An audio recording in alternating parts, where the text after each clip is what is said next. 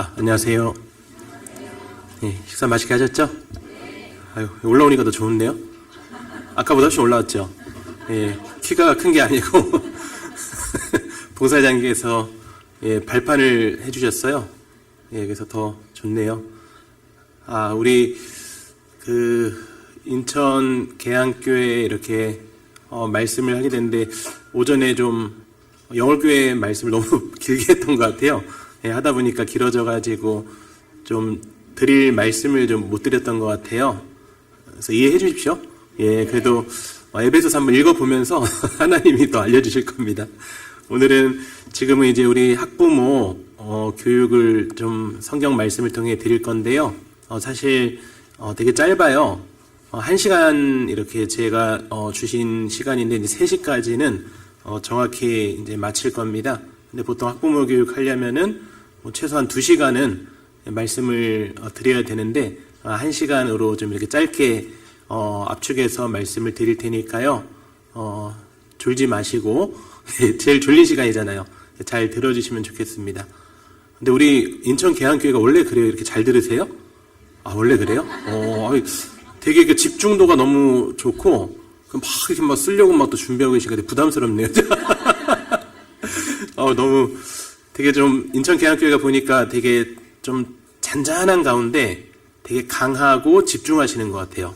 그래서 제가 오래되진 않았지만 한번 오전에 말씀을 드리고 또 점심때 딱 와서 보니까요. 그런 어떤 내공이 느껴져요. 그래서 하나님을 위해 이렇게 잠잠히 힘있게 사시는 분들이 많구나라는 생각에 또 감사가 됩니다. 우리 기도하고 말씀 보겠습니다. 우리를 사랑하시는 살아계신 하나님 감사합니다. 저희에게 귀한 교회를 허락하시고 또 교회 가운데 또 자녀를 허락하셔서 교회학교를 허락하시고 그 안에서 우리 교회학교 어린이들 학생들이 주님 안에서 성장하고 또 그들이 또 교회 안에 일꾼으로 또 세워주시는 것 하나님께 감사를 드립니다. 가정에서 우리 자녀들을 또 교육할 때 또 어떻게 해야 할지 또 하나님께서 말씀으로 교훈하여 주시고 듣는 말씀들이 저희에게 큰 힘이 되고 또 행동으로 들은 말씀을 옮길 수 있도록 도와주시기를 원합니다. 부족한 자의 마음과 입술도 하나님께서 주관하셔서 필요한 말씀들 또 알아듣기 쉽게 잘 전달할 수 있도록 인도하여 주시옵소서. 우리를 사랑하시는 예수님의 이름으로 기도합니다. 아멘. 네, 성경 찾겠습니다. 신명기 6장 1절입니다. 신명기 6장 1절. 신명기 6장 1절부터 9절까지입니다. 신명기 성경은 본문 말씀이니까요. 끈으로 표시해 두시면 좋겠습니다. 신명기 6장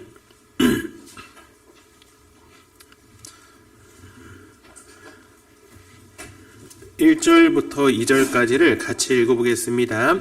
이는 곧 너희 하나님 여호와께서 너희에게 가르치라 명하신 바 명령과 규례와 법도라 너희가 건너가서 얻을 땅에서 행할 것이니 곧 너와 네 아들과 네 손자로 평생에 내 하나님 여호와 경외하며 내가 너희에게 명한 그 모든 규례와 명령을 지키게 하기 위한 것이며 또 내 나를 장국케 하기 위한 것이라. 그리고 7절도 같이 읽어볼까요? 내 자녀에게 부지런히 가르치며 집에 앉았을 때든지 길에 행할 때든지 누웠을 때든지 일어날 때든지 이 말씀을 강론할 것이며. 오늘은 신명기 6장 1절부터 9절까지 있는 말씀을 통해서 우리가 어떻게 자녀들을 대해야 할지 좀 보도록 하겠습니다. 제목은 6절에 보시면 가르치라라는 말씀이 있죠. 그리고 7절에는요, 네 자녀에게 부지런히 가르치며 라는 말씀이 있습니다. 근데 오늘은 무엇을 말씀드릴 거냐면 2절에 보시면 곧 너와 네 아들과 네 손자로 평생에 내 하나님 여호와를 경외하며. 그래서 이것을 좀 합쳐가지고 여호와 경외하기를 가르치라라는 제목으로 말씀을 드리도록 하겠습니다. 먼저 정말 필요한 게 무엇이냐면 우리 마음에 하나님께서 우리에게 자녀를 주시지 않았습니까? 그래서 자녀는 하나님이 나에게 주신 보물이자 선물이잖아요. 그 마음이 먼저 있어야 될 겁니다. 그래서 하나님께서 나에게 자녀를 허락하셨고 나에게 맡기신 그 자녀를 우리가 잘 정말 주님 안에서 성경 말씀으로 교육하고 그리고 다시 하나님께 귀하게 쓰임받는 자녀로 하나님께 다시 드려야 될 겁니다. 그래서 하나님은 나에게 자녀를 허락하셨고 그 자녀는 하나님이 나에게 주신 선물이라는 것을 먼저는 마음에 새기는 것이 가장 중요한 것 같아요. 그 야곱도 그런 마음이 있었잖아요. 야곱도 그 하란 땅에 가서 정말 고생 많이 했잖아요.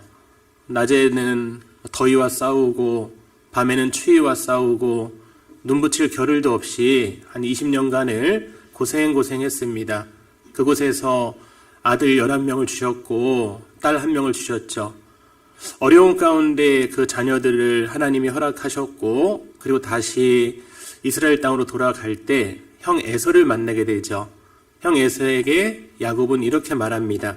하나님이 주의 종에게 은혜로 주신 자식이라고 해요. 그러니까 그 야곱의 그 마음에 어떤 마음이 있었냐면은 야곱이 참 험악한 세월을 보냈잖아요. 험악한 세월 가운데 그 자녀들은 하나님이 나에게 은혜로 주셨다라는 그 믿음이 있었던 겁니다. 그 마음이 있었기 때문에 정말 하란 땅에서 어려운 가운데 지내고 또 그 자녀들이 또 야곱의 속을 썩이기도 했잖아요.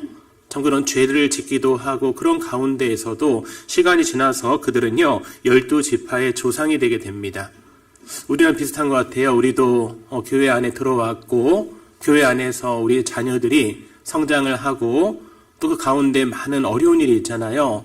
우리도 싸우기도 하고 고난 가운데도 있고 그런 가운데에서 하나님은 자녀를 교회 가운데에서 양육시켜 주셨고 그런 가운데 정말 하나님께 또 감사가 되고 그런 자녀들이 성장해서 교회 안에서 귀하게 쓰임받게 되잖아요.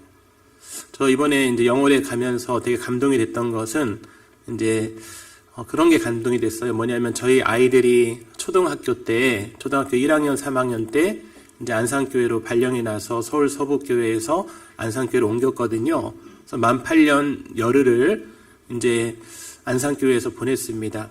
근데 사실 아이들이 저보다 이제 첫째는 커요. 몸도 커지고 몸무게도 늘고 힘도 세지고. 그런데 너무 감사가 된 것은 몸만 큰 게 아니라 그 아이들이 교회 안에서 마음도 커지고 참 그 믿음도 커졌다라는 그 생각에 너무 감사가 됐어요. 나는 해준 게 없는데 교회 안에서 정말 하나님께서 이렇게 자녀들을 성장시켜 주셨구나. 이제는 믿음의 동역자가 되었구나. 이제는 내가 같이 교제할 수 있고 같이 의지할 수 있구나. 그 마음에 참 그 교회에 감사가 되었습니다.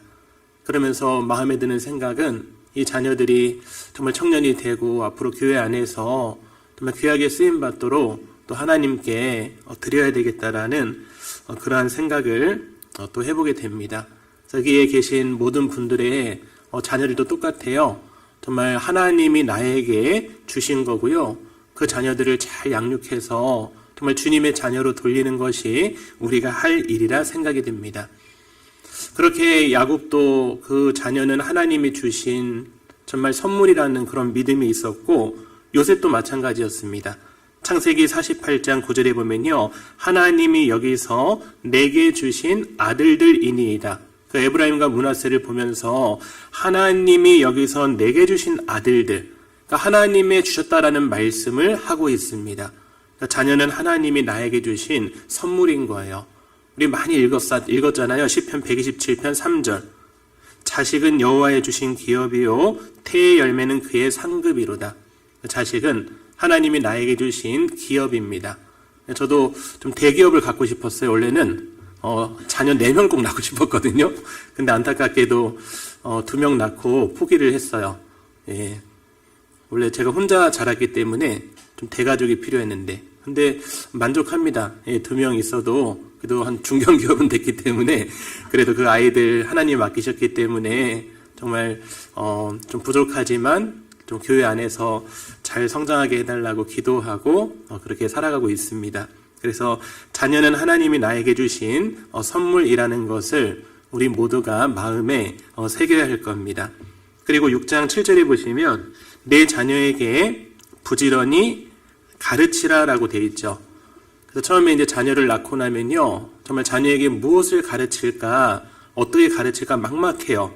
처음 해보기 때문에 막막합니다. 부모님들도 사실 완전하지가 않잖아요. 그렇기 때문에 어떤 시행착오도 겪고, 그래서 마음고생도 하고, 그러면서 점점 알아가고, 그런 가운데에서 하나님께서 정말 여기까지 인도를 하시는 겁니다. 그래서 우리는요, 말씀을 읽었던 것처럼 내 자녀에게 부지런히 가르치며, 좀 아이들이 어렸을 때부터 가르쳐야 합니다. 그래서 글 하나 읽어드릴게요. 참 마음에 와닿는 글이어서 제가 학부모 교육할 때마다 좀 읽어드리는데요. 부모가 자녀에게 가르치지 않는다면 이라는 글인데 한번 읽어드리겠습니다. 부모가 자녀에게 신앙을 심어주지 않는다면 마귀가 자녀에게 죄를 심어줄 것입니다. 부모가 자녀에게 하나님을 경외하도록 가르쳐주지 않는다면 마귀가 하나님을 미워하도록 가르칠 것입니다. 부모가 친구를 조심스럽게 선택하도록 가르쳐주지 않는다면 마귀가 친구를 선택해 줄 것입니다. 부모가 정욕을 다스리도록 가르쳐주지 않는다면 마귀가 정욕을 불태우도록 가르쳐 줄 것입니다. 부모가 성실히 일하는 것을 가르쳐주지 않는다면 마귀가 게으름을 지옥으로 데려가는 도구가 되게 할 것입니다.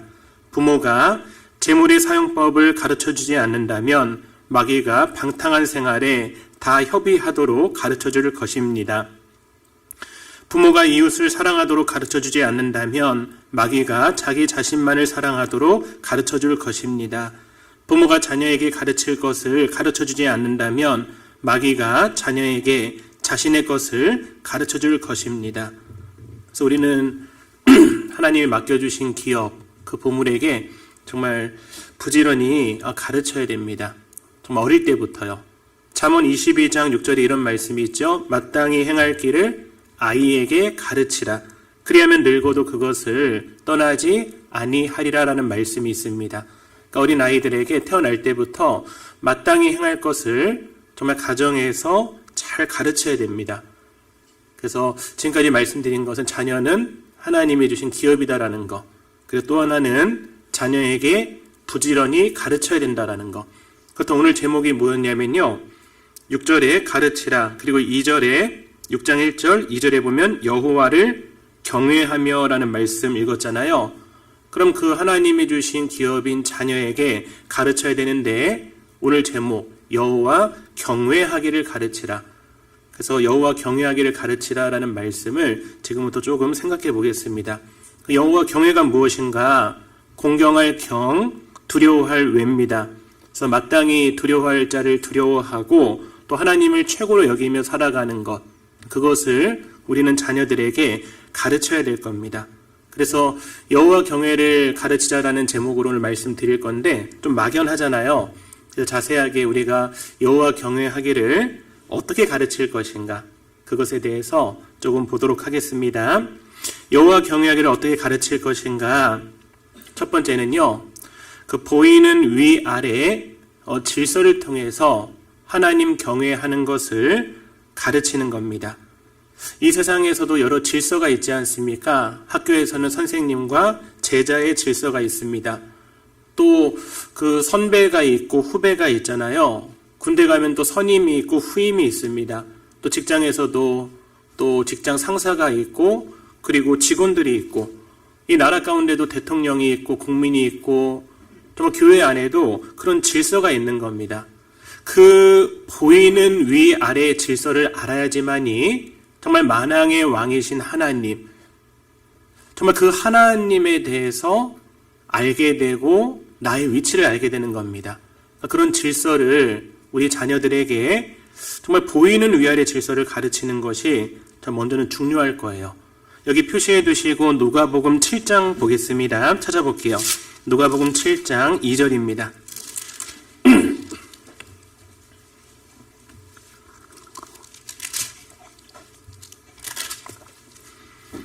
누가복음 7장 2절입니다. 누가복음 7장 2절에 보면요, 어떤 백부장이 나옵니다. 백부장은 100명 중에 장입니다. 사랑하는 종이 병들어 죽게 되었더니 예수의 소문을 듣고 유대인의 장로 몇을 보내어 오셔서 그 종을 구원하시기를 청한지라. 이에 저희가 예수께 나와 간절히 구하여 가로되 이 일을 하시는 것이 이 사람에게는 합당하니이다. 저가 그 백부장은요, 우리 민족을 사랑하고 또한 우리를 위하여 회당을 지었나이다 하니 예수께서 함께 가실새 이에 그 집이 멀지 아니하여 백부장이 벗들을 보내어 가로되 주여 수고하시지 마옵소서. 내 집에 들어오심을 나는 감당치 못하겠나이다. 그러므로 내가 주께 나아가기도 감당치 못할 줄을 알았나이다. 말씀만 하사 내 하인을 낫게 하소서.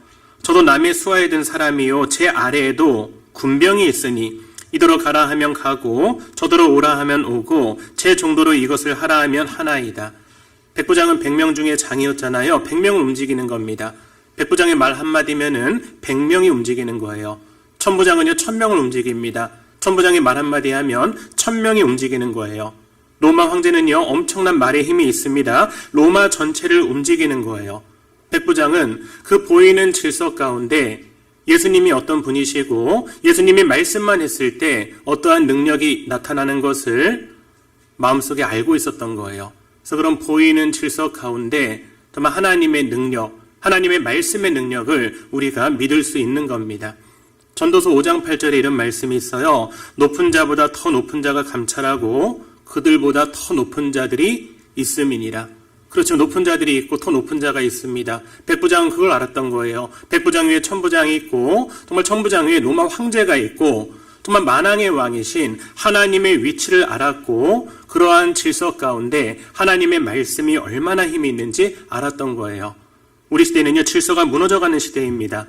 학교에서도요 질서가 무너지고 사회에서도 질서가 무너집니다. 그렇기 때문에 우리는요 주님의 몸된 교회 안에서도 질서가 있잖아요. 가정에서 질서를 잘 가르쳐야 될 겁니다.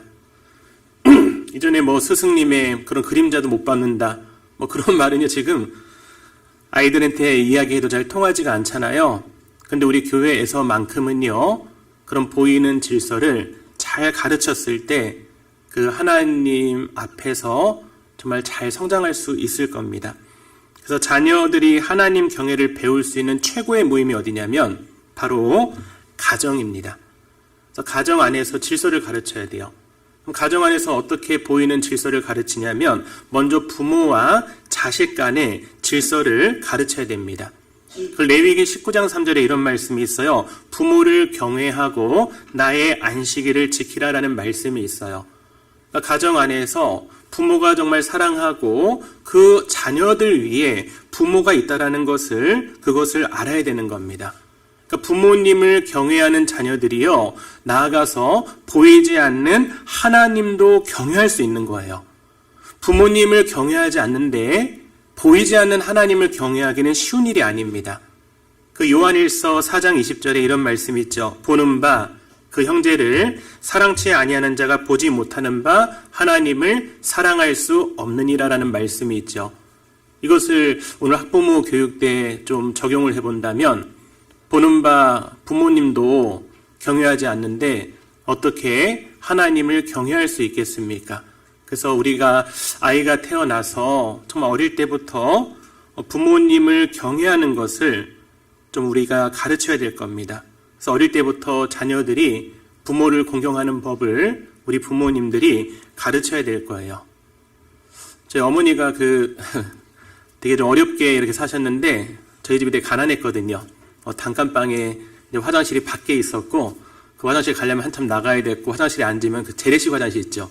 확 올라오는 바람이 올라오는 거기 갈 때만 너무 무서웠고 그때 휴지가 없어가지고 그 신문지 아니면 그 달력이 매일 찢는 달력이 있거든요. 그거 하고 그리고 위에 천정에서는요 막 식사했는데 죄송합니다. 그 쥐가 막 뛰어다녔어요.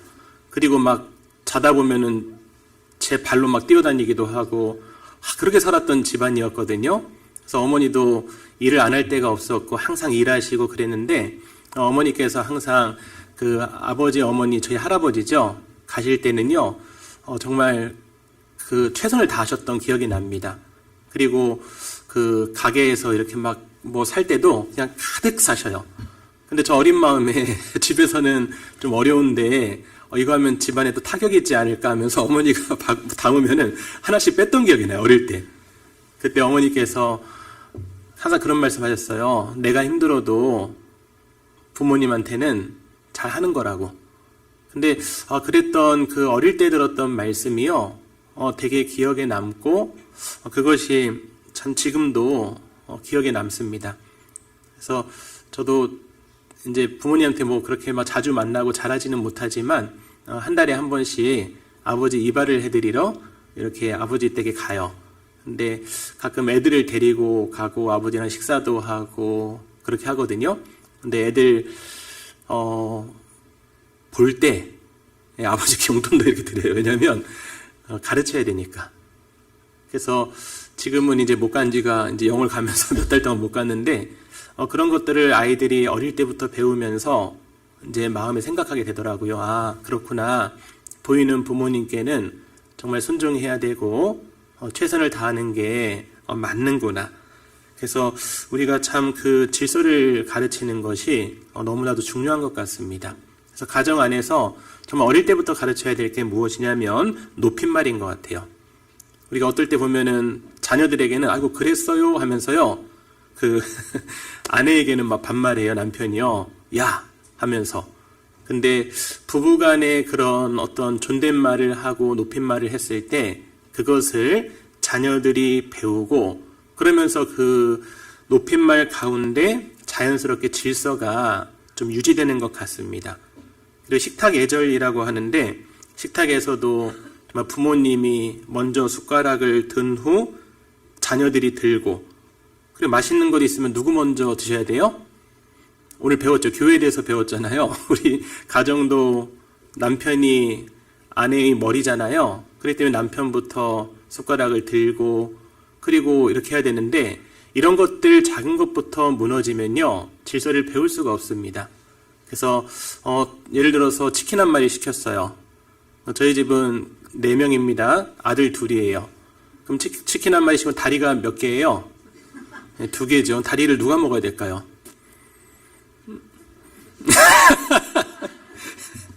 근데 아내가 남편한테 그래요. 당신은 다 컸으니까 닭가슴살만 먹어요. 그러면 닭가슴살 주고 야 너희들 이제 커야 되니까 예를 들면요. 저희 집 안 그러거든요. 그래서 닭다리 딱 주면요. 그건 질서를 가르치는 게 아니거든요. 그래서 먼저는 남편에게 주고 그리고 남편이 너희들 먹어라 했을 때 그런 작은 것부터 되게 중요한 것 같아요. 그래서 교회 안에서 가정에서 자녀들에게 질서를 가르쳐줄 때 우리가 분명히 배웠잖아요. 에베소서에서요. 정말 주님, 교회와 주님에 대해서 말씀하시면서 남편과 아내에 대해서 말씀하시잖아요.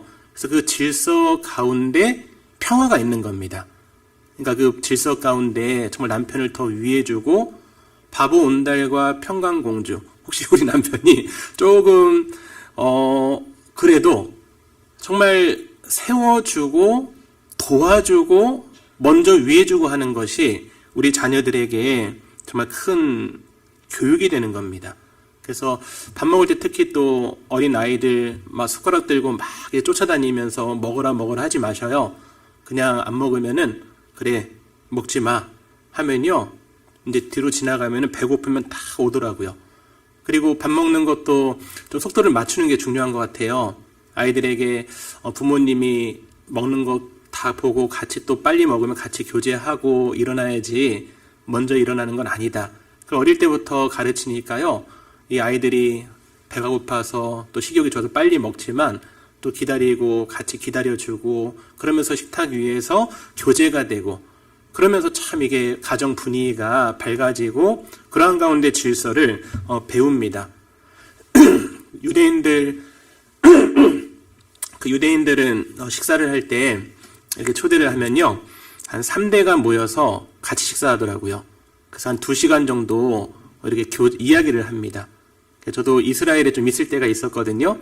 그때 이제 초대를 받고 갔는데 밥을 왜 이렇게 오래 먹어요? 또 먹고 그러면서 계속 얘기하는 건 2시간 동안.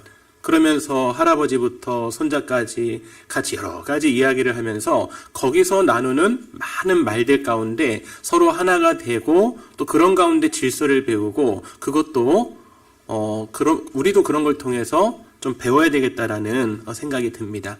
그리고 식사하고 나서 또 하기 전에 항상 어릴 때부터 인사하게 하는 거예요. 잘 먹겠습니다. 잘 먹었습니다. 그렇게 식탁에서 우리가 예절을 좀 가르쳐야 되고요. 그리고 또 하나는 인사 예절도 좀 가르쳐야 될 거예요. 어릴 때부터 이러한 것들, 작은 것들이 돼야지만이 커서도 질서를 알게 됩니다. 그 레위기 19장에 보면요. 찾아볼게요. 레위기 19장 32절입니다.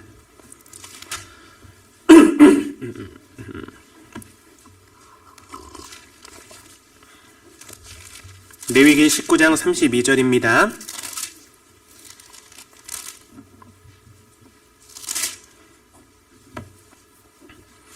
32절을 같이 읽어볼게요. 너는 샘머리 앞에 일어서고 노인의 얼굴을 공경하며 네 하나님을 경외하라. 나는 여호와니라. 그렇죠. 너는 샘머리 앞에 일어서라고 했잖아요. 노인의 얼굴을 공경하며 그리고 네 하나님을 경외하라. 그래서 나보다 더 연장자, 특히 가정 안에서 부모님께 정말 인사를 공손히 하도록 다 잘하고 계실 거예요. 정말 그것을 어릴 때부터 가르쳐야 됩니다. 그래서 엄마, 아빠가 혹시 밖에서 들어오거나 나가실 때 자녀들이 문 앞까지 나와서 좀 인사하고 그리고 오시면 반갑게 나와서 인사하고 그것이 너무 중요한 것 같아요. 근데 아이들이 아빠가 들어왔는데도 문 닫고 그냥 게임하고 있고 인사도 안 드리고 그러면은 그게 질서가 완전히 깨진다라는 생각이 듭니다. 그래서 외부에서 또 어른들이 오면은 자녀들이 나와서 인사하고 이런 인사의 예절부터 우리가 좀 지켜야 될 거예요. 그래서 의도적으로 저도 이렇게 출근길이 뭐 멀진 않은데 나갈 때 아이들 어릴 때도 항상 아이들 나와서 인사하라고 했거든요. 그리고 먼저 자매 안아주고 그리고 아이들 안아주고 그렇게 안아주고 인사하고 좀 스킨십이 되니까 지금 고2인 저희 아들이 지금도 제 볼에 뽀뽀를 해요. 그래서 되게 이제 커졌어요. 키로수 이렇게 제가 좀 안기거든요. 그러니까 그 어릴 때부터 그 어떤 질서, 공경하는 것 이런 것들이 몸에 뱄을 때 커서도 정말 그 주님 안에서 정말 질서 가운데 살아가는 것 같습니다. 그래서 자녀들에게 또 기도 부탁도 좀 이렇게 부탁을 하세요. 저도 어려운 상담이 올 때 아이들에게 좀 기도 부탁하거든요. 어려움이 있을 때. 근데 어릴 때 아이가 첫째 아들이 되게 어릴 때 제가 되게 좀 마음이 어려운 일이 있었어요. 그리고 그 아이가 초등학교 전이었어요. 한참 어렸었는데 첫째 아이였는데 그래갖고 그 의자에 앉아가지고 제가 그 아이를 다 안고 나서 되게 힘들어가지고 그 아이에게 아빠 위로 좀 해주라 그랬어요. 근데 그 아이가 저를 위로해줬어요. 제가 딱 의자에 앉아갖고 딱 안았는데 저를 막 위로 올리는 거예요. 그래서 위로해달라니까 위로 계속 올리는 거예요. 그래서 근데 저 그때 눈물 났어요. 이 아이가 어쨌든 아빠가 분위기는 힘든 것 같고 위로해달라니까 위로가 뭔지 모르겠고 그러니까 그 조금만 아이가 아빠를 안아갖고 막 위로 올리는데 그거 보면서 마음이 확 녹아내렸고 그러면서 하나님이 이 아이를 통해 나를 위로해 주신구나 라는 생각을 하게 됐어요.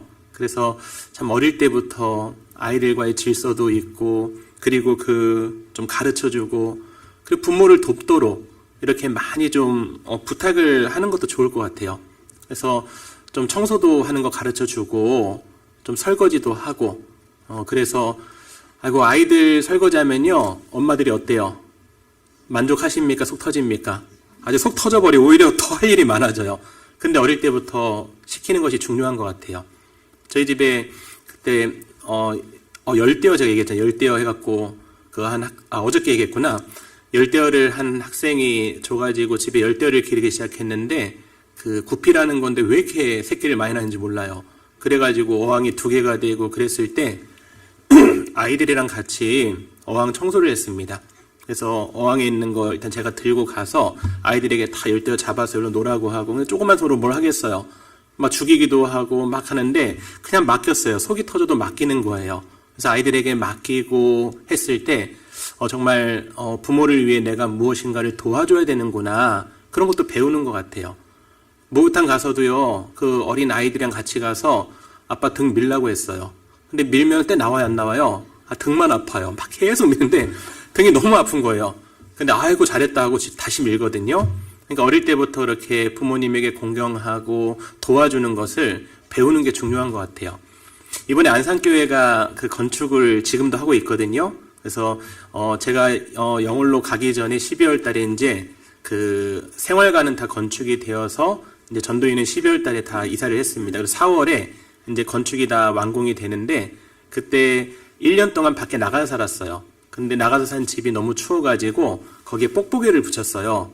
그 창문에다가. 너무 겨울에 추워서.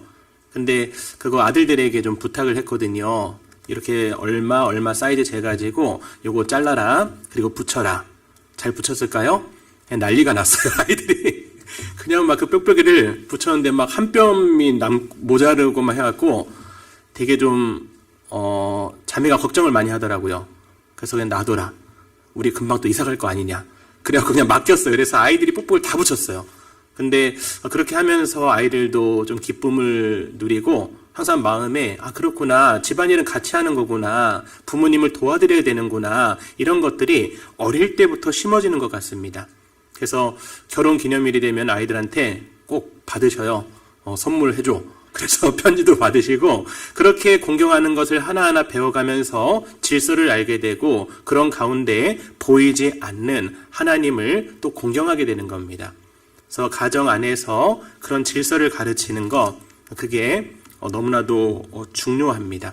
그래서 그 부모와 자식 간의 질서, 그것을 통해서 좀 가르쳐야 되고요. 그리고 또 하나는 남편과 아내의 질서를 통해서 자녀들에게 가르쳐야 됩니다. 어떤 자매님이 조모임 때 그런 간증을 했어요. 간증이 아니죠. 그 푸념을 했어요. 남편이 너무 뭐라고 했더라? 꼴이 보기 싫다고 좀 마음이 안 좋으셨나 봐요. 그래서 남편이 그 집에서 방구석에서라고 하더라고요. 방구석에서 이렇게 누워서 낮에 자고 있으면 그 뒤통수도 보기 싫단 막 말을 하는 거예요. 그래서 그 말을 이제 자녀들이 듣잖아요. 그럼 자녀들이 뭐라고 생각할까요? 우리 아버지는 낮에 방구석에서 잠만 퍼질러 자는 그러한 사람이구나 하면서 그런 경외심이 완전히 떨어지는 거예요. 그래서 좀 남편이 부족하고 좀 어려울 때가 있잖아요. 그럴 때에도 정말 사라처럼 정말 남편 앞에서 주님이 세워주셨기 때문에 더 순종하고 복종하고 더 남편 편을 들었을 때 정말 자녀들이 그 모습을 통해서 배우는 겁니다. 그래서 우리 인천 계양교회 자매님들은 어머니든 다 현숙한 여인이죠? 잠언 31장 볼게요. 잠언 31장 23절입니다. 잠언 31장 23절.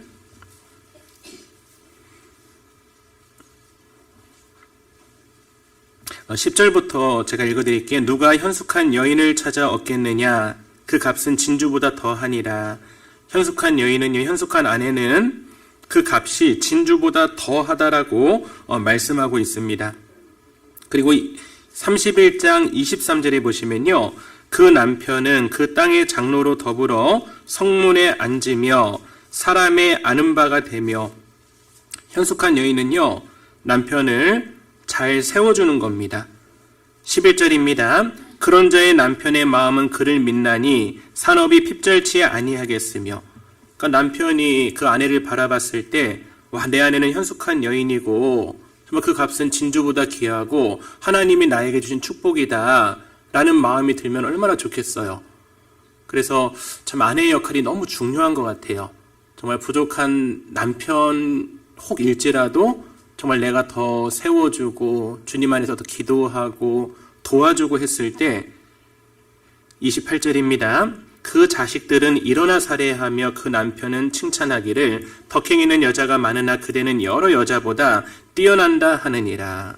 그 자녀들도 일어나 살해하고 남편은 칭찬한다라고 돼 있죠. 그리고 덕행이는 여자가 많으나 그대는 여러 여자보다 뛰어난다 하느니라. 고운 것도 거짓되고 아름다운 것도 헛되나 오직 여호와를 경외하는 여자는 칭찬을 받을 것이라. 여호와를 경외하기 때문에 그 질서 가운데 남편을 세워주고, 정말 남편이 아내의 머리됨이 그리스도께서 교회의 머리됨과 같음이니, 오늘 에베소서 5장 23절 말씀을 읽었었잖아요. 그런 질서 가운데 자녀들이 보고 배우는 겁니다.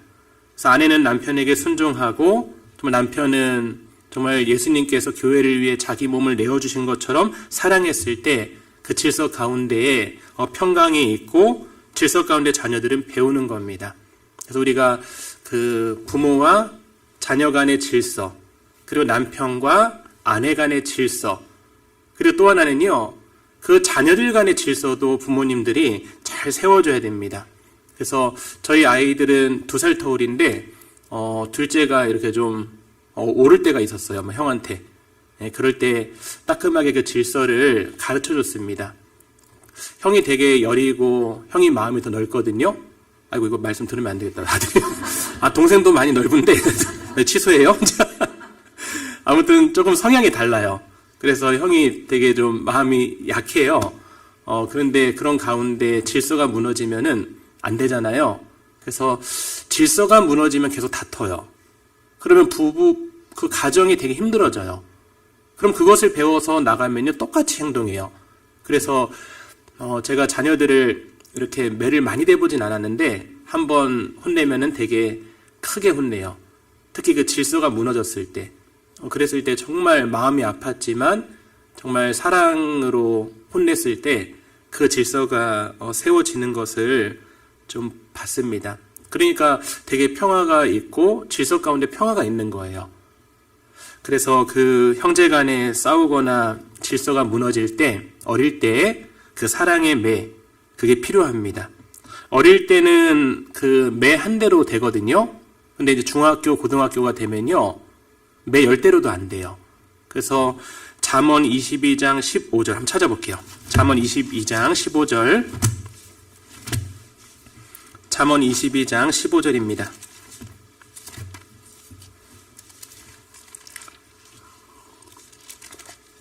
잠언 22장 15절 같이 읽어볼게요. 아이의 마음에는 미련한 것이 얽혔으나 징계하는 채찍이 이를 멀리 쫓아내리라. 정말 그 자녀를 사랑하기 때문에 참 징계할 땐 마음이 아파요. 주께서 우리를 징계하실 때에도 사랑하시기 때문에 징계하시고, 정말 우리가 똑바로 서기 위해서 징계하신다라고 했잖아요. 우리도 자녀를 너무 사랑하기 때문에 마음이 아프지만 질서를 가르쳐주기 위해서 질서가 무너지면은 어릴 때 붙잡아 줘야 될 겁니다. 그래서 우리가 여호와 경외하기를 가르쳐야 되는데, 먼저는 가정을 통해서, 가정에서 부모와 자녀, 그리고 부부의 질서, 그리고 자녀들 간의 질서를 통해서 그 질서를 배웠을 때 하나님 안에서 자기의 위치를 알고 질서를 지키고 교회 가운데 질서 가운데 신앙생활을 할 수 있는 겁니다. 그리고 여호와 경외하기를 가르치라. 어떻게 또 가르쳐줄 수 있냐면요, 두 번째로는 하나님 말씀을 통해 가르치는 겁니다. 아까 우리 신명기 6장 말씀 읽었었는데요. 한번 찾아볼게요. 다시 6장 표시해 두셨죠? 신명기 6장 6절입니다. 오늘날 내가 내게 명하는 이 말씀을 너는 마음에 새기고 네 자녀에게 부지런히 가르치며 집에 앉았을 때에든지 길에 행할 때에든지 누웠을 때에든지 일어날 때에든지 이 말씀을 강론할 것이며, 강론은 아이가 잘 알아들 수 있도록 풀어서 설명하는 겁니다. 그러니까 아이가 어렸을 때부터 우리 교회 학교에서 선생님들이 정말 기도하고 준비하면서 분반도 하고 또 부모님이랑 같이 교제도 하면서 영계 교육을 이렇게 하지 않습니까? 근데 정말 중요한 것은 가정에서 말씀을 가르치고 말씀으로 교제하는 것이 최우선이 돼야 되는 겁니다. 그것이 되었을 때 말씀이 얼마나 중요하고 하나님 말씀이 얼마나 힘이 있는지 자녀들이 어릴 때부터 가정에서부터 배우게 될 거예요. 아까 백부장이 그랬잖아요. 누가복음 7장 7절에 말씀만 하사 내 하인을 낫게 하소서. 그 질서를 알았기 때문에 예수님이 누구인지를 알았고 예수님의 말씀이 얼마나 힘이 있는 줄 알았기 때문에 말씀만 하사 그 말씀의 힘이 어떤지 잘 알았던 겁니다. 우리도 가정에서 그래야 될 거예요. 평생에 자기 옆에 두고 읽어서 그 하나님 여호와 경외하기를 배우며 이 율법의 모든 말과 이 규례를 지켜 행할 것이니라라는 말씀이 있죠. 이스라엘 민족은요, 말씀을 버렸습니다. 그것이 하나님을 버린 겁니다. 호세아 4장 6절에 보면요, 내 백성이 지식이 없으므로 망하는도다 라는 말씀이 있습니다. 그래서 그 말씀이 없어서 가정이 무너지는 거예요. 말씀으로 세워지지 않아서 자녀들이 무너질 수 있습니다. 말씀이 중심이 되지 않으면은 교회가 무너지는 겁니다.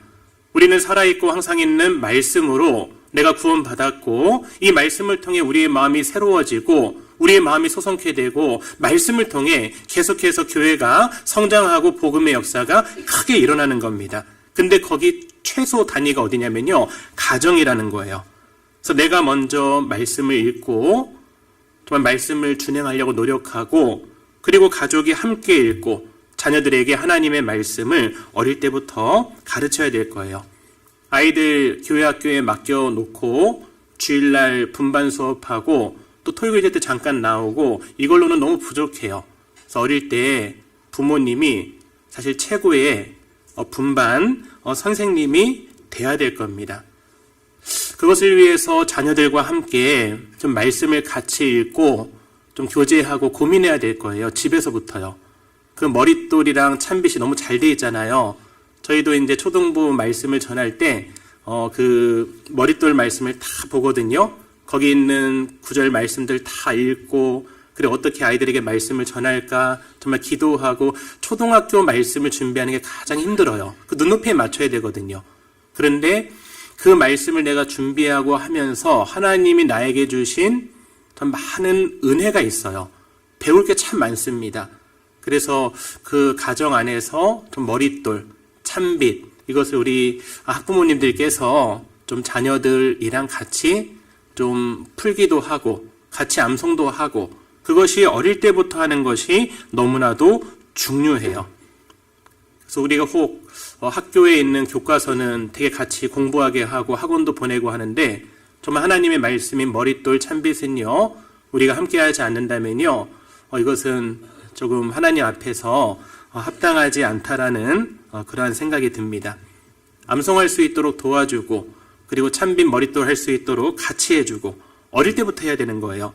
그랬을 때 중학교, 고등학교 되면요 스스로 하는 거예요. 교학교 학생들이 참 암송 잘해요. 보면은 초등학교 학생들도 그 장암송을 얼마나 잘하는지 몰라요. 어떻게 그렇게 하지? 근데 아이들은요 되게 우리들보다 더 잘해요, 암송을요. 근데 부모님의 도움이 필요해요. 그 냉장고에, 저희 집은 그렇게 했거든요. 냉장고에 적어 놓고 그냥 밥 먹기 전에 3번씩 읽으라고 했어요. 그래서 읽고 하다 보면은 일주일 되면 그걸 다 외워요. 그리고 나서 이제 암송 시간이 되고 또 암송 대회가 되면요. 그게 기쁨으로 가는 거예요. 암송 대회 때 하나님이 주신 말씀을 암송한다는 게 너무 기쁜 거예요.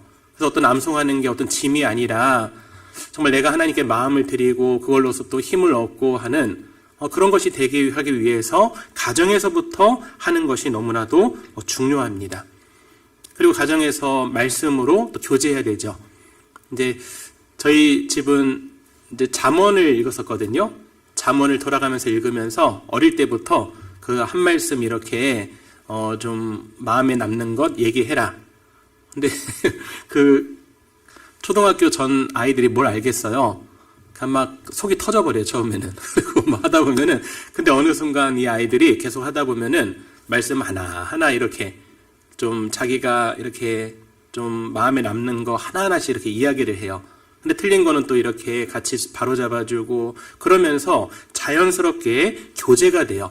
그러니까 잠언을 읽고 끝나는 것이 아니라 또 이제 먹을 것도 이렇게 같이 해놓고 가끔은 뭐 베스킨라빈스에서 아이스크림도 사다 놓고 같이 교제하고 이렇게 뭔가 교제는 즐겁고 말씀 있는 것은 즐겁고 가정이 즐겁고 그랬을 때 정말 아이들은 더 교회 가운데 하나님을 더 경외할 수 있는 것 같아요.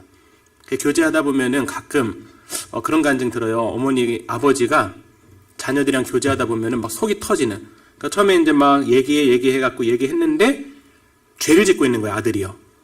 엄청난 큰 죄를 짓고 있는데 그게 막 올라오는 거예요. 그래서 어느 순간 그 교제가 아니고 이제 훈계가 되고 그때부터 막 다그치고 너 이렇게 살면 안 된다면서 지금 마지막 세대인다면서 이렇게 나가는 거예요. 도움 될까요? 그때 참아야 됩니다. 그때 참고 정말 내 마음은 부글부글 올라오지만 정말 자녀를 사랑하기 때문에 정말 말씀으로 교제해주고 기도해주시고 그랬을 때 정말 그 말씀 안에서 잘 성장할 수 있는 것 같아요. 그래서 우리 가정이 말씀 중심으로 자녀들이랑 교제하는 것, 그게 너무나도 중요합니다. 근데 거기서 가장 중요한 게 뭐냐면요, 부모가 먼저 말씀에 반응하는 거예요. 신명기 13장 찾아보겠습니다. 신명기 13장 4절입니다.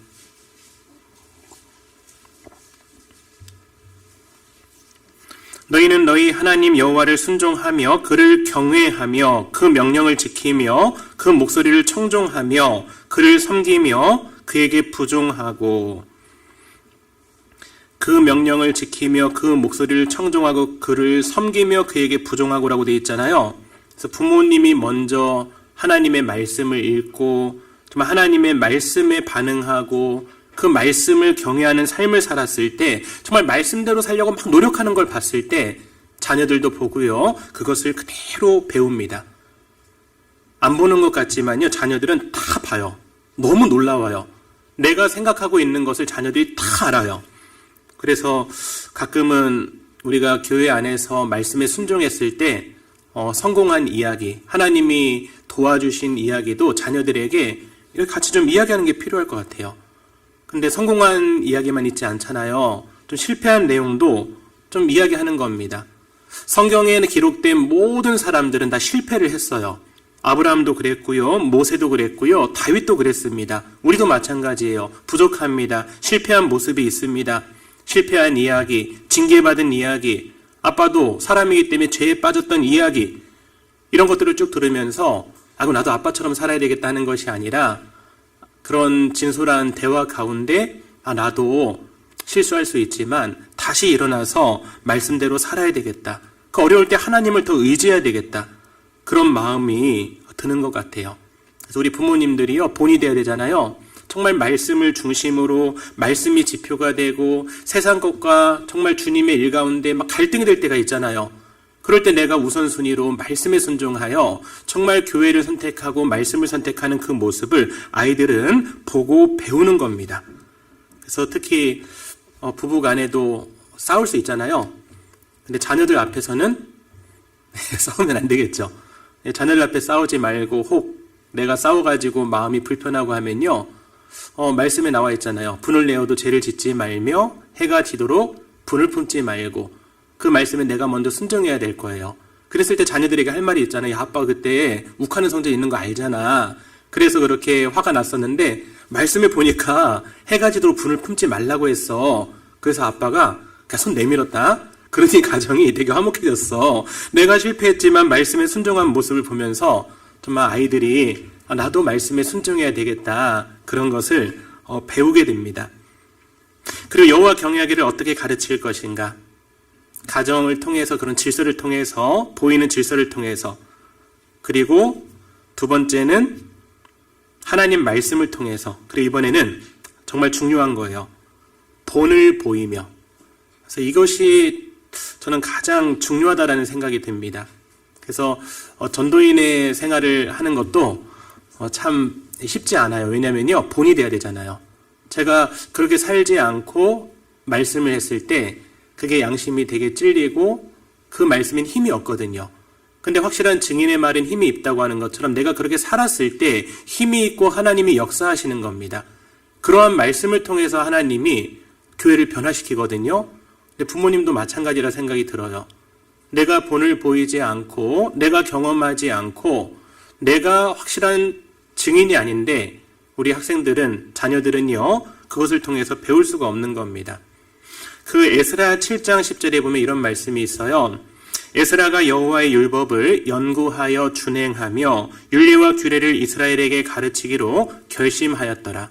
하나님의 말씀을 가르치기로 결심했습니다. 여호와의 율법을 연구했습니다. 근데 그 사이에 뭐가 있냐면요, 준행하며. 너무 중요해요. 우리 교회학교 선생님들도 너무 중요한 겁니다. 준행하며. 행함이 없는 믿음은 죽은 믿음이라고 했잖아요. 그래서 우리 선생님들도 정말 말씀을 내가 준행하고 본을 보이는 것이 중요하고, 가정에서 부모님들도 정말 본을 보이는 삶이요, 너무나도 중요합니다. 자녀들은요, 부모의 그 장점을 배우기도 하지만 뭘 더 잘 배울까요? 단점을 어떻게 그렇게 잘 배우는지 몰라요. 제가 서울 서북교에 있을 때 그 아이들이랑 거기 옆에 연세대학교가 있거든요. 거기 걷고 있는데 제가 뒷짐을 지고 어리 걸었는데 저희 자매가 뒤에서 그 사진을 딱 찍었어요. 근데 보니까 그 꼬마 아이들도 뒷짐을 지고 이렇게 걷고 있는 거예요. 그래서 야, 이렇게 보이는 것도 아이들이 배우는구나. 좀 그런 생각을 했어요. 그 하나님을 경외한 아브라함이 하나님을 경외하는 삶을 살았잖아요. 내 아들, 내 사랑하는 독자 이삭을 번제로 드리라고 했을 때 드렸거든요. 하나님을 최고로 여겼어요. 그때 하나님이 뭐라고 하시냐면요, 창세기 22장 12절에 내 아들 내 독자라도 내게 아끼지 아니하였으니 이제야 내가 하나님을 경외하는 줄을 아노라. 그러니까 아브라함은 하나님을 경외했고, 그래서 본토 친척 아비집을 떠났고, 그리고 하나님의 말씀에 자식을 바치라고 했을 때 바쳤던 거예요. 그제서야 하나님을 경외한 줄을 아노라라고 했어요. 근데 문제가 뭐냐면요, 아브라함이 잘한 일도 있지만 또 못한 일도 있잖아요. 하나님 앞에 합당하지 못한 일도 했습니다. 근데 그것을 누가 배우냐면요, 이삭이 배워요. 이삭이 아내 사라를 누이라고 2번이나 속이거든요. 아빠가 했던 행동과 똑같이 하는 거예요. 그것을 통해서 좀 우리가 교훈받을 게 뭐냐면, 가르침의 가장 큰 영향력은 말이 아니라 부모의 행동이다라는 거예요. 자녀들은 보는 대로 행하는 겁니다. 앞에 있는 분이 어떻게 행하느냐에 따라서 다 따라하는 거예요. 구역에서 구역장님이 어떻게 하느냐에 따라서 다 따라합니다.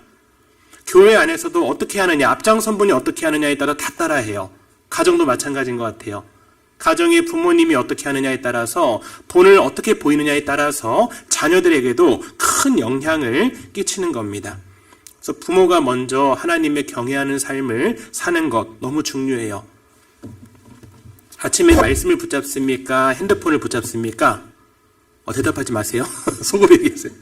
자기 전에 말씀 붙잡습니까? 핸드폰 붙잡습니까? 부모님이 핸드폰 붙잡으면요, 아이들은 더 많이 붙잡을 거예요.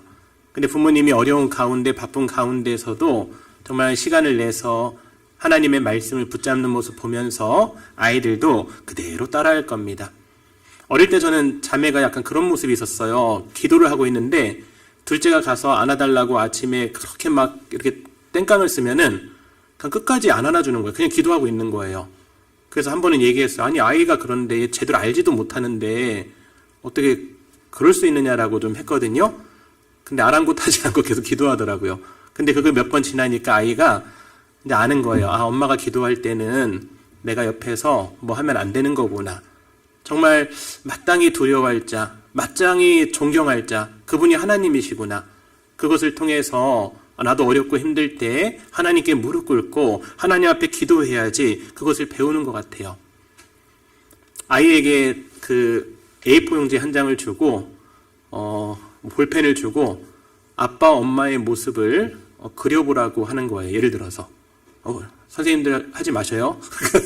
근데 했는데 그 아이가 그리는 아빠의 모습이 성경책을 읽고 있는 모습을 딱 그리면 얼마나 좋겠어요. 근데 그 아이가 아빠가 축구 보는 모습만 그려요.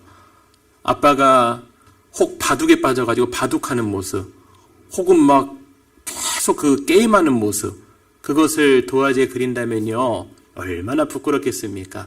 그래서 우리가 하나님 앞에서 정말 내가 본을 보이고 정말 그 말로만 하는 것이 아니라 행동으로 했을 때 그것이 최고의 교육인 겁니다. 마태복음 23장에 보면 이런 말씀이 있어요. 서기관들과 바리새인들이 뭐라고 했냐면요, 저희는 말만 하고 행치 아니하며, 그들은 말은 했습니다, 행하지 않았어요. 너 우리가 그러면 안 되잖아요. 우리 아빠 엄마는 말만 하고 행하지 아니하며, 우리 아빠 엄마는 말씀을 가까이 하지 아니하며, 그러면 안 되잖아요. 우리가 정말 여호와를 경외하는 삶을 몸으로 보여줘야 될 겁니다. 사도행전 1장 1절에 보면 이런 말씀이 있어요. 예수의 행하시며 가르치기를 시작하신부터라는 말씀이 있어요.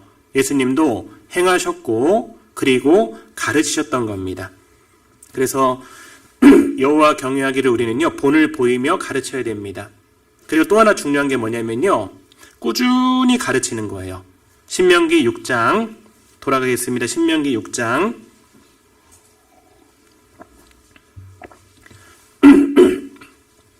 신명기 6장 7절입니다. 내 자녀에게 부지런히 가르치며 집에 앉았을 때에든지 길에 행할 때에든지 누웠을 때에든지 일어날 때에든지 이 말씀을 강론할 것이며 너는 또 그것을 내 손목에 매어 기호를 삼으며 내 미간에 붙여 표를 삼고, 그러니까 무엇을 하든지 무엇을 생각하든지, 그리고 9절 또 내 집 문설주와 바깥문에 기록할지니라. 들어오든지 나가든지, 그러니까 뭘 하든지 무엇을 생각하든지 들어올 때도 나올 때도 하나님을 생각하라는 거예요. 그것을 꾸준히 가르치라는 겁니다. 그래서 부모가 자녀에게 일관성 있게 행동하고 그리고 학부모 교육 받았을 때 반짝하고 한 달만 하는 것이 아니라 꾸준히 정말 인내를 갖고 기도하고 이렇게 여호와 경외하기를 가르치는 것, 이것이 너무나도 중요해요. 하나님도 어제나 오늘이나 동일하십니다. 우리도 신앙생활도 마라톤이에요. 올 한 해도 우리는 달려야 됩니다. 자녀 교육도 계속해야 됩니다.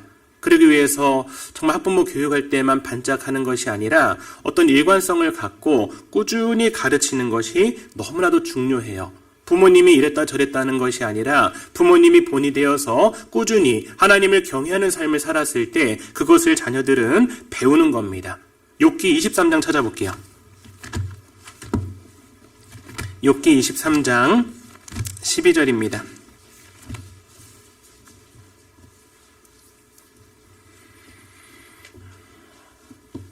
내가 그의 입술에 명령을 어기지 아니하고 일정한 음식보다 그 입의 말씀을 귀히 여겼구나. 그는 뜻이 일정하시니, 하나님은 뜻이 일정하셔요. 누가 능히 돌이킬까?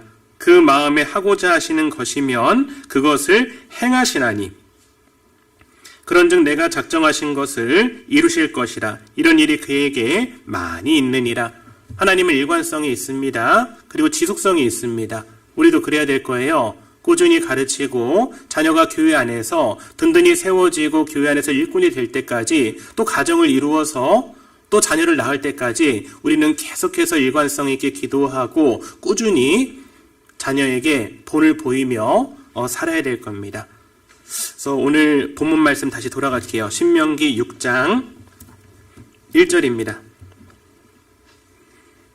1절 제가 읽어드릴게요. 이는 곧 너희 하나님 여호와께서 너희에게 가르치라 명하신 바 명령과 규례와 법도라 너희가 건너가서 얻을 땅에서 행할 것이니 곧 너와 네 아들과 네 손자로 평생에 내 하나님 여호와를 경외하며 내가 너희에게 명한 그 모든 규례와 명령을 지키게 하기 위한 것이며 또 내 나를 장국해 하기 위한 것이라. 그래서 여호와 경외하기를 가르치라고 했고 7절에 내 자녀에게 부지런히 가르치며, 그래서 오늘 여호와 경외하기를 가르치라라는 말씀으로 드렸는데요. 말씀 좀 정리할게요. 자녀는 하나님이 나에게 주신 선물이라고 말씀드렸습니다. 그 자녀에게 우리는요, 부지런히 가르쳐야 됩니다. 교회학교 선생님들도 정말 교회학교 어린이들, 학생들을 부지런히 연구하고 기도하고 가르치거든요. 근데 더 중요한 것이 우리 부모님들께서 정말 가르치는 것이 중요합니다. 근데 무엇을 가르칠 것인가? 여호와 경외하기를 가르치라 라고 말씀드렸습니다. 그래서 여호와 경외하기를 어떻게 가르칠 것인가? 첫 번째, 보이는 위아래 질서를 통해서 가르치는 겁니다. 부모와 자식, 남편과 아내, 그리고 자녀들끼리의 그런 질서를 가르쳤을 때 보이지 않는 하나님과 자기의 위치를 알게 되는 겁니다. 그리고 여호와 경외하기를 어떻게 가르칠 것인가? 하나님 말씀을 통해, 가정에서 최우선시 되어야 되는 것이 말씀이어야 되고, 자녀들과 말씀을 같이 읽고 같이 고민해야 되고, 부모님이 먼저 말씀을 경외하고 말씀에 반응했을 때 우리 자녀들도 정말 그 말씀을 경외하고 정말 자기 위치를 알고 말씀대로 살아가는 겁니다. 그리고 여호와 경외를 어떻게 가르칠 것인가? 세 번째는 본을 보이자. 그래서 부모님이 정말 말씀을 읽고 있으면 자녀들도 말씀을 읽을 것이고, 부모님이 핸드폰에 빠져 있으면 자녀들도 똑같이 배울 겁니다. 교회 안에서도 마찬가지입니다. 앞에 있는 분들이 주님의 사랑을 더 마음에 크게 생각하는 사람들이 더 본을 보이고 가르쳐야 된다라는 것. 그리고 마지막 하나는 꾸준히 가르치자.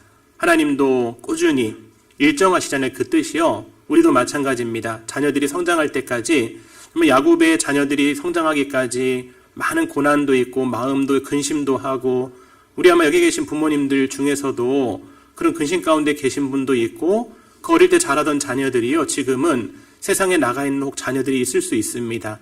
그러나 내가 일관성을 갖고 정말 하나님 앞에 경외하는 삶을 살고 했을 때 그 자녀들이 언젠가 돌아와요. 그래서 그 돌아와서 정말 주님의 일을 하는 그 자녀들을 생각하면서 우리는 하나님 앞에 더 무릎 꿇고 기도하면서 내가 먼저 하나님을 경외하는 삶을 살아야 할 겁니다. 그래서 오늘 여호와 경외하기를 가르치라라는 제목으로 말씀드렸는데요. 이 말씀 하나가 여기 계신 모든 분들 마음에 좀 남았으면 좋겠습니다. 같이 기도하겠습니다. 하나님 아버지, 감사합니다. 오늘 이렇게 또 교사 교육을 함께 할 수 있도록, 학부모 교육을 함께 할 수 있도록 도와주신 것 감사합니다. 우리 자녀들 교회 안에서 또 뿌리를 내리고 그 신앙이 성장할 수 있도록 도와주시고, 무엇보다도 복음 안에서 성장하고 복음 안에서 귀하게 쓰임받는 자녀들이 될 수 있도록 도와주시옵소서. 이를 위해서 교회가 또 기도하고 있습니다. 하나님께서 우리 교회학교 선생님들, 또 학부모님들 또 더 힘을 주시고 또 지혜와 넓은 마음을 주시고 그 어린 영혼들을 정말 사랑하며 가르칠 수 있도록 도와주시옵소서.